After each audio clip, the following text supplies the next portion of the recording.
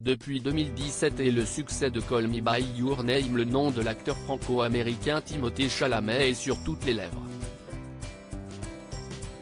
Mais sa sœur est également dans le métier. Héroïne d'une série à succès, la comédienne entend bien se faire un prénom. C'est en 2017 que la carrière de Timothée Chalamet s'envole.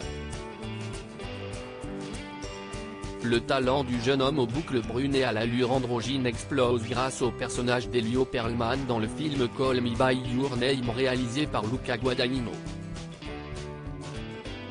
Après avoir enchaîné les rôles mineurs pendant 4 ans, c'est finalement dans ce long métrage, et aux côtés de Armie Hammer, que le talent de l'ex-compagnon de Lily Rose Depp est révélé au grand public.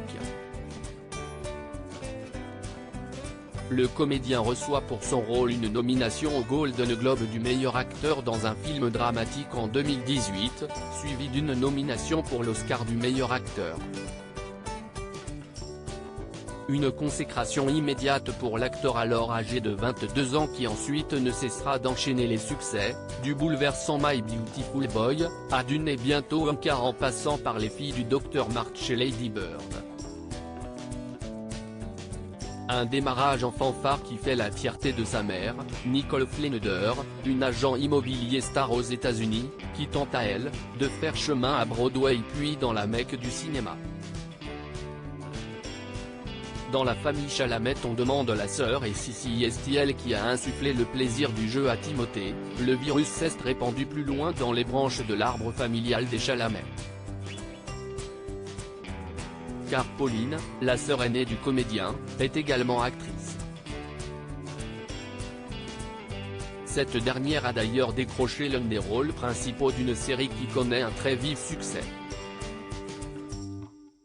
Elle est en effet l'une des héroïnes depuis 2021 de The Sex Lives of College Girls, dont la 2e saison est disponible sur Prime Video.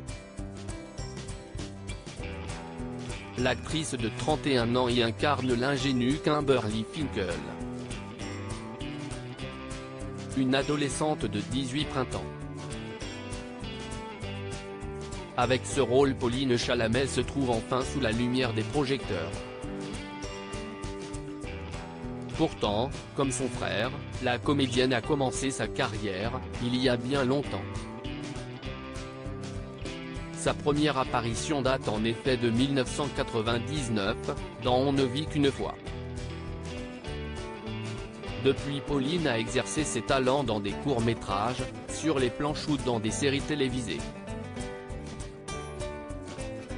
Sa double nationalité et son bilinguisme, lui ont permis d'apparaître indifféremment dans des productions américaines et françaises, ces dernières années.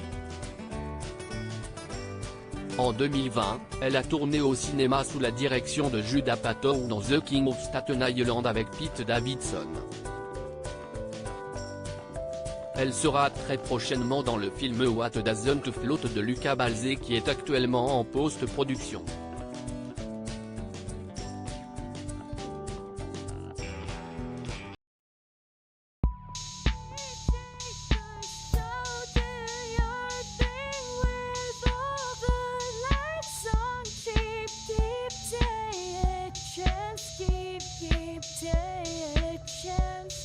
You can just keep